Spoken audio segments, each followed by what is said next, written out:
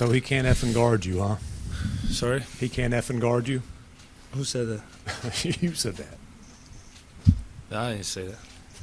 I was speaking Slovenian. Take us through what you're looking for that last play, kind of how it developed, and just the emotion after that shot goes through.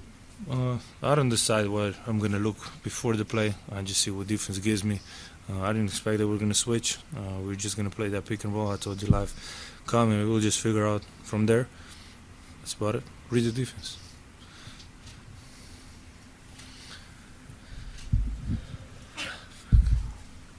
Luka, what was the approach in the last minute 29? You guys went from being up to being, I think, down 5. You had the challenge on the baseline. Kyrie hit a shot. You hit that. Like, the poise that you guys have. Can you speak to that a little bit? Yeah, I mean, like I always say, stay together, positive energy. At some point, we're down 18 on the road, which is insane to come back. So we believe till the end of the buzzer. Jason said that there was no plan necessarily to go for a 2 or 3 during that. When do you make a decision that I'm going to go for the step back? Was it when you got the switch on Rudy? Was it just all instinct? I don't really know. I can't answer that. I just saw some space, decided to shoot a 3, get to my spot, step back. That's it. But I just decided, I saw some space. Jason talked about the good talk you had at halftime. What was the gist of that, and what was the biggest change or biggest adjustment you guys made? I think we talk about that last 3-4 minutes we play with energy. We said we need to play like that. We're getting stops, especially boxing out, and then our pace got to be high. So those 3-4 minutes we took as example. And your thoughts right now on being up 2-0 in a series, 2 wins from the NBA Finals? Great, but like I say, first to 4, nothing is won. We got to just think about next game, not in the future, not in the present, this game. So we just got to think about next game. That's it. You went to the locker room real quick at the end of the first. You good? Yeah, it's funny. Yeah. You've had a lot of game winners now throughout your career. Do you know where this one ranks? Is it way too soon to even start thinking about this? Too soon. Yeah. No, I'm tired. I can't even think. Do you have a favorite that comes to mind when you think about all the different ones you've hit over the years? I don't know. I think the one in the bubble was pretty good, but no crowd. I imagine that with crowd would be insane. Then the one in where? Memphis, yeah. The falling down, yeah, the one hand. That was a tough shot. And no crowd again, too, so I think those 2. And then last one, when Nasri got the final shot off and it was in the air, what were you thinking as it was traveling there? I wasn't thinking. I almost passed out. That was looking good, too good. So, yeah. Oh, my God. He could have missed today. But you had more success attacking downhill in the second half. What opened up for you to be able to have that success? Let me think. Just driving mentality, I don't know, man. I don't know that. Ask me some other question. I don't know. I was just attacking. I don't know. You have any other question? What have you thought about, the play of Derek Lively, him closing out the game? What are your thoughts on that? There we go. No, amazing. He's been amazing this season, these playoffs. He took now 1, not 2, 3 steps forward. He's a rookie. I think people forget this sometimes. He's doing this in the Western Conference Finals, which is insane. So his ceiling is going to be huge.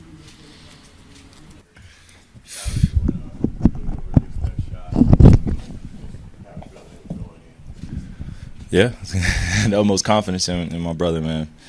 Got a great switch on Rudy, and I know exactly what he was thinking, so it was just time to get ready for the magic to happen.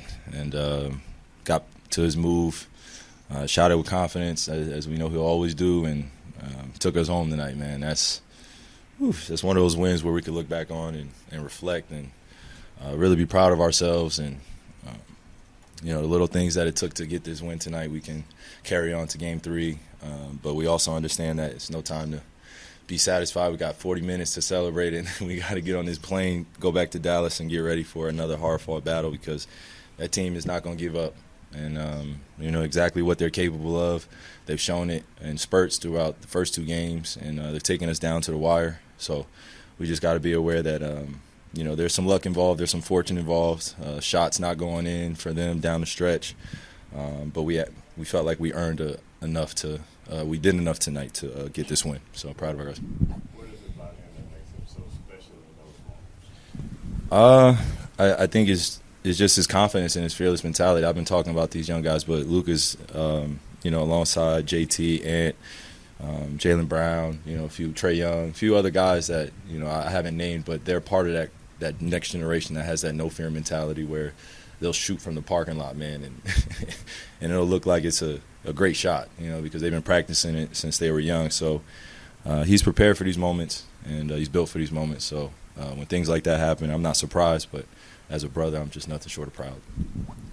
What do you think of the impact that Derek Lively's made all season long, but particularly in these playoffs as a rookie? He's been doing great.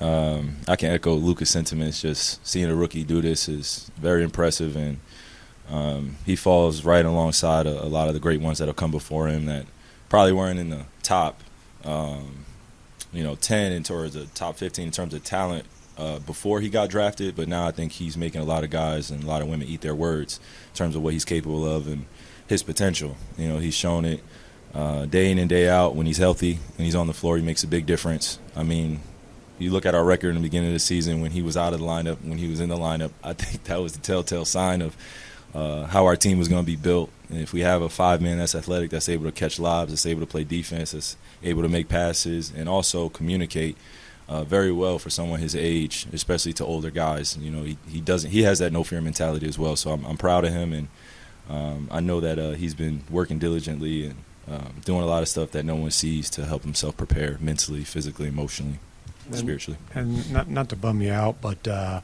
what's going through your mind when you missed those 2 free throws? You're not going to bum me out about that, Tim. Yeah, you could bring it up, bro. It's basketball, man. Like, the game's over now. Now we can talk about it, man. I don't want to get fined, but I was just like, holy, oh, gosh. Like, what the heck is going on, man? Like, a lot of emotions going through my head, and, there's a brief moment of disappointment. The fans are going crazy. I think we got them free chicken, right? Something like that. So, the fans are going crazy, and rightfully so. They were cheering their butts off, and when I missed it, I think I was as surprised as a lot of people in the arena. But in those moments, I got to stay focused and be aware of, just how big it means how much it means to our team to make those. And I'm been in that moment, but when you miss, you also have to take that accountability and be better. And the next play mentality was the only thing I could carry forth, and I got in that corner, knocked it down, and got a deflection off of Jaden, and it felt good to be able to make those plays up. So the game's not over, especially when you miss 2 free throws. That goes out for all the younger generation that's watching. Those mistakes could weigh on you mentally, and you could carry that into next game too. So it's time to just leave that here and praying that I make all my free throws when I get back home, and that focus is there, man. At the beginning of the fourth quarter, after Luka had come back from his second trip to the locker room, he was bent over at the scoring table, and you went over and said something to him, and it looked like you just asked him if he was okay. Yeah. And what did he say back to you?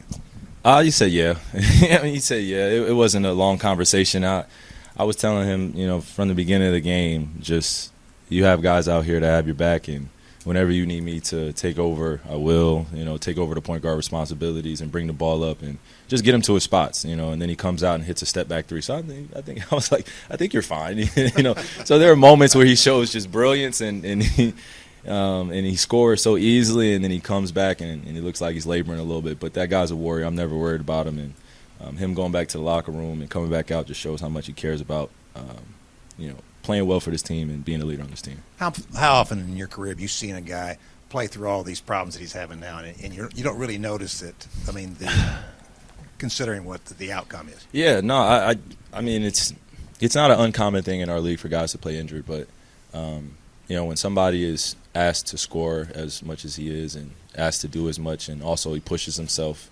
to the ultimate measure, he wants to be great. He already is a great player, but I think he wants to be great in his mind and his life. So for us, we just want to continue to support him. And when he's out there not feeling well, we all are aware of it. But this is why we're a team. This is why we have a supportive cast. This is why we believe we're one of the best teams in the world, and we got to go prove it because it could be anybody's night. And if Luka's not playing well or not hitting his shots offensively, we don't want him to feel that burden. It's unfair to him. He's a young kid.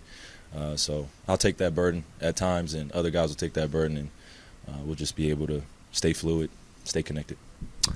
Kyrie, you're an all-timer. You played with an all-time great when you were younger in LeBron James.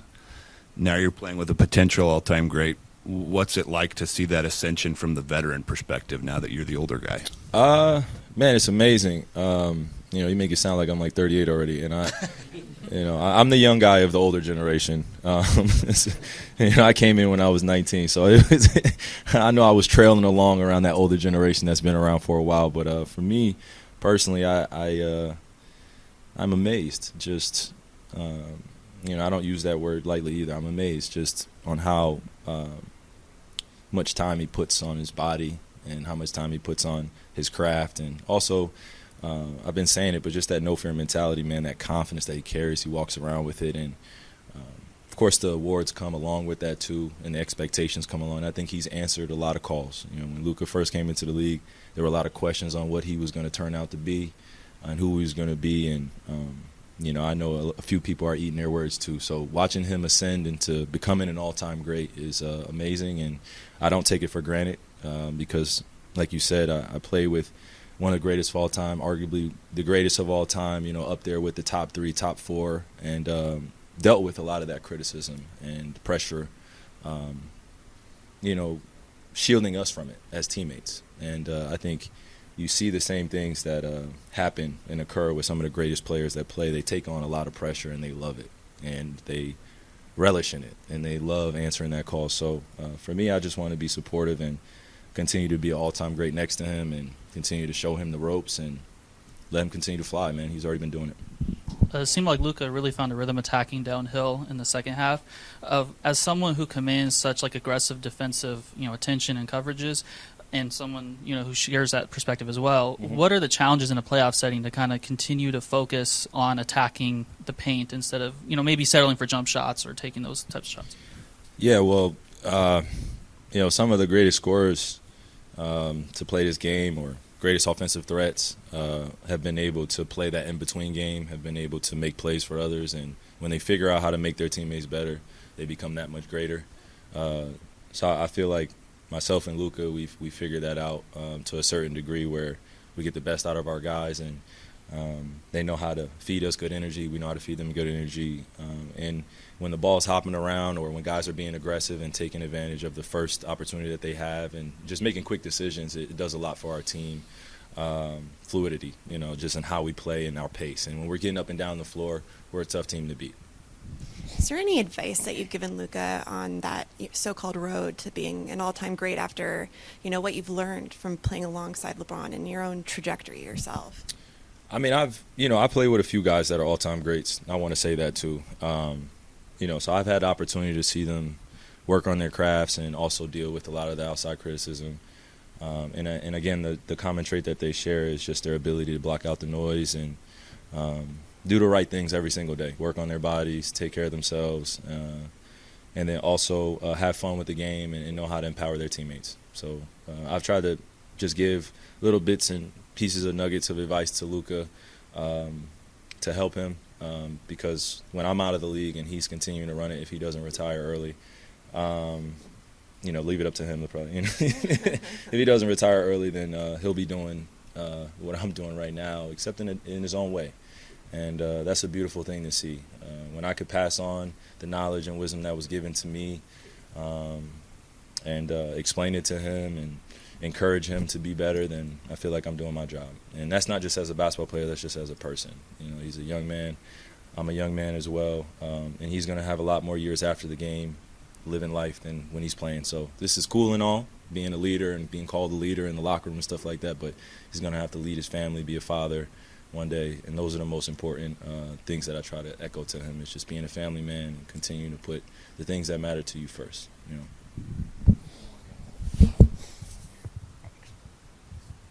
Last one. 2 more. Okay, 2 more. 1 more. Okay. I know I'm trying to get you home, man. No, you good. I'm messing around with Allie. You good. But I know I've talked to you about you being a leader and having your brothers lean on you. Mm-hmm. But in what I told Kid is a rare occurrence for you, how did it feel to have your brothers to lean on? It feels incredible. It feels incredible. Are you talking about tonight? Just yes. After tonight? Yeah, man. Especially when I missed those free throws. Because as a young player, I definitely would have been wallowing in my emotions, and that would have carried over into the next game, and the confidence that I had would have been a little shot. It would have been a little hit. But now, just feeling the embrace, leaving the court, and knowing that this is a team success journey that we're on. You know, this is our moment. So whether we play well or whether we don't, we all know that we're brothers and we're proud of each other. So those little things matter for me. They go a long way. Even at my age, just that affirmation that everything's going to be good and you're good, man, don't worry about it. That went a long way for me when we came to the locker room, but also when I was on the court, because I was definitely feeling it after I missed those free throws. Excuse me. One last one for you. Obviously, when you have a game-winning shot like this, it kind of blots out a lot of the rest of the game. But I'm curious, when you think back through this one and the comeback you guys made, what are the other moments that stick out for you as being significant or big plays? Anything else that you think is worth calling out? I mean, they beat us in the first 2 quarters, and I think we're going to see film, and we're going to see that there were a lot of correctables there. There were a lot of energy plays that we didn't get to. There were a few transition baskets that they got. Naz Reid, hit a few threes tonight that were very timely. And he was keeping them in the game tonight. And, he's 7 for 9 from 3, 8 for 13 for the game. I mean, coming off the bench, that's a big-time performance. And I don't want to let Luka's game winner overshadow some of the things that we can get better at. And I'll leave that to the coaching staff. But for me, I know I definitely can be better on the defensive end. I picked up some stupid fouls and some things that I can definitely improve on in terms of positioning defensively. And then offensively, just taking my time. There are a few shots that I missed. So just taking advantage of our end-of-quarter opportunities and looking back at how we consistently win quarters, because that's going to be the difference in this series. Of course, you want to get to the end of the game. You want it to be close. You want to be in the game. But if we can consistently win quarters and do it convincingly, I feel like this series can turn in our favor. But if not, we're going to see games like tonight where they're in the game or they're up double digits and they feel confident. Their home crowd's getting into it. A little bit different when we obviously go to Dallas, but here you can tell that they were playing off that energy. And, we just want to continue to make things difficult on the defensive end and improve what we can improve on. Appreciate it. Thank you. Yes, sir. We didn't play well there in that first half, but we came out, we had a good talk at halftime, and the guys worked the game, and we found ourselves in a game. Made it a little harder with missed free throws, but again, Luka is special, and he loves those type of moments. And obviously you mentioned didn't play well early, down 18. What did you think were the biggest keys to dig out of that? Well, we've never been in that situation before, so I think we were just kind of, we were competing, but you got to give Minnesota's a really good team, well coached, and they came out and they were aggressors. They took advantage of us kind of, being competitive, but not where we have been here during this playoff run. And I thought we talked about it at halftime. We worked the game, we trusted one another, and we found a way to win on the road. Jason, just going into that last play, was the plan to go for the win and not even to play for overtime, or was the plan just to get the best shot available? Now you got to ask Luka that.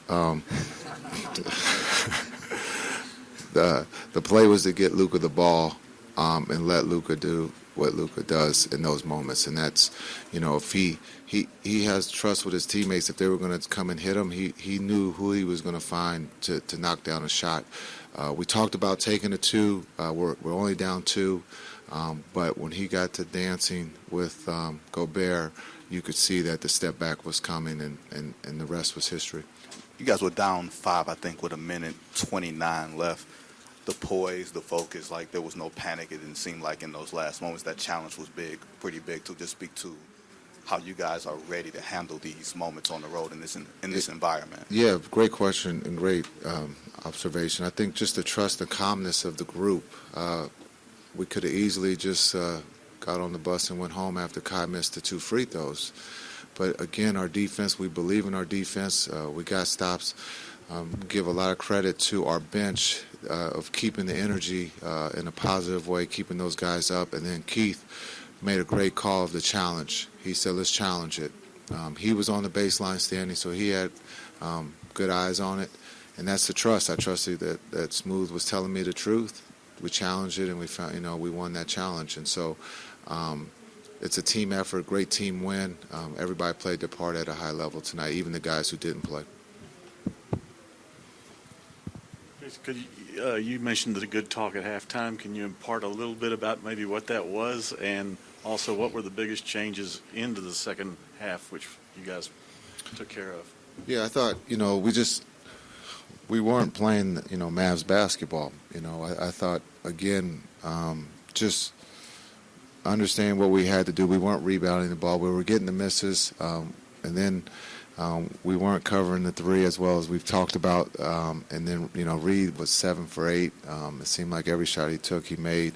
But I thought the group responded to the conversation that we had at halftime. And it's hard to win on the road, but it's even harder to win in the playoffs. And that group responded. Just understand they worked the game. We knew we couldn't get it all back in one shot. So it was a great job of just executing the game and finding a way to win on the road. And also the play of Gafford and Lively. I mean, they shooting almost 90% and I think get you 30 and 14. It's a good tandem. I thought Gaff was a lot better tonight. D-Live has been D-Live. He's playing well. Again, for a young man who's a rookie playing late in the playoffs, the trust that his teammates have with him on the floor, on the offensive end and the defensive end, has shown, and he's he's going to be a special one as his journey continues. But our bigs were really good tonight. You said it felt like Naz Reid made every shot. Did you hold your breath as the last shot went through the air? Well, I said they found a hot guy. I was like, damn. A hell of a play, great look. The ball just bounced our way, so we got lucky. With Luka, you talk a lot about not taking him for granted. When you see this, probably as much as anybody, you see practice, you see all his games, you see all of this. Is it hard for you sometimes? Do you have to remind yourself, just personally, not to take him for granted? Oh, I'm not taking him for granted. Just understanding who he is and what he's about, he's special, and I said that since I've been here. He loves the moment. He's not afraid of the moment. One of the plays that I thought was big was a reversal of him coming up with an offensive tip to Kai, where Kai has done that with the offensive tip in Oklahoma series, with the tip to Luka for 3. It was like role reversal. I think Kai just missed it. But it was just, he's trying to do everything, all the little plays on the defensive end and the offensive end. And he can carry that load, and he's doing that for us right now. Even with the rare occurrence from Kai missing those free throws, the backcourt still facilitated and made sure that everyone stayed grounded. What was the emphasis of your call? Gameplay and everything like that? Yeah, we were, it was kind of role reversal. Luka was going early, Kai, so we wanted to get him out early. Kai had great looks that just didn't go down, but, the beauty of this team is just the positivity, the energy. If someone isn't struggling, everyone's picking up each other and everyone's connected. And so everyone just kept telling Kai to, keep doing what he was going to do. And I thought in the fourth he showed up like Luka did, and he played at a high level for us on the offensive end. After missing those free throws, he makes a big 3 in the corner. And so that just shows that no one quit. Everybody played to the end, and that's what makes this group special. Jason, you had pointed out last couple of days several times that you guys didn't win game 1 in the first 2 rounds. So when you get the first game, human nature a lot of times is teams to basically get ready to go home, and you have the split. How did you handle the messaging in terms of, no, let's get greedy and get two here? Yeah, I think there's only one guy who's won a championship, so we have to be hungry. And when we talk about Kai, it's easy for Kai to, send that message. But I think for the group, there's a trust between the coaches and players to players. And the last 2 days, we've talked about that we're down, like we haven't done anything. And this group is one that's not going to quit. They continue to play to the end. Even if we ended up losing this game, it's about, playing the game the right way for 48 minutes. And that's what we've done, here of late. And that's what we truly believe in. And so it's been fun to be around these guys. These guys have a lot of fun, but when it comes to work, they're trying to do their job at a high level. And everyone concentrates on Luka and Kai, but the role players do their part and are embraced by the stars. And that's what, again, makes this team special. Nice win. Can you just talk a little bit about the second half and what changed for you guys? What was? Jason said you had a nice talk at halftime. What was the difference? What was the biggest adjustment for you guys? Really, just our energy. We knew they were going to come out, throw the first punch. It was going to be real. The energy was going to be through the roof tonight. We knew that for sure. And just coming in at halftime, we just told ourselves just kind of like be patient, take it one step at a time, and just chip away at the end of the day. So that was pretty much the conversation. We kind of came together and just tried to find a way to just bring this one out. And of course, we asked Luka about his last shot, but you're the one you were falling to the floor on somehow.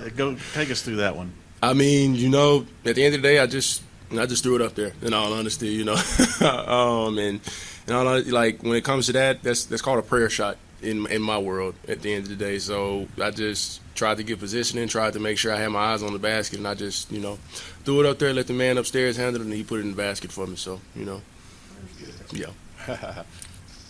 Daniel, what is this moment for you guys, knowing that if you go home, win the 2 games, you don't have to come back in and you go to the NBA Finals? We just got to take it one game at a time. We can enjoy this until, we get back to Dallas, but they're going to come back and they're going to come, for sure pissed off when it comes to coming to our home. We took 2 here. We just got to make sure we would stand just like that first punch if they come home and throw that first punch. But we ready for anything, I feel like. I know they threw the first punch, but was it anything in particular that was going on when you guys fell down by 18? Not necessarily. They were just hitting shots. It was a couple of mishaps when it came to just like rotations. Nas got going. He hit a couple of threes, got the energy going throughout the team. They was getting a lot of rebounds, getting a lot of second chance points in all honesty. And it was just being a little bit more physical than us. So we just had to kind of like take that step in the right direction. I feel like we did that tonight. Dan, Luka's last shot there, does it surprise you at all that they don't blitz him, get the ball out of his hands? What's your kind of thoughts on, as that's breaking down, like, what are you thinking? I really can't even put it into words, At the end of the day, we put the ball in one of the right guys' hands, and he for sure, I would say, gave us something that we knew he was going to come out with at the end of the day. He said it was a lucky shot, but I feel like it's one of the shots that he works on a day-to-day basis. So, what was going through your head when that ball's in the air? On the Luka shot, I was like, that was money, most def.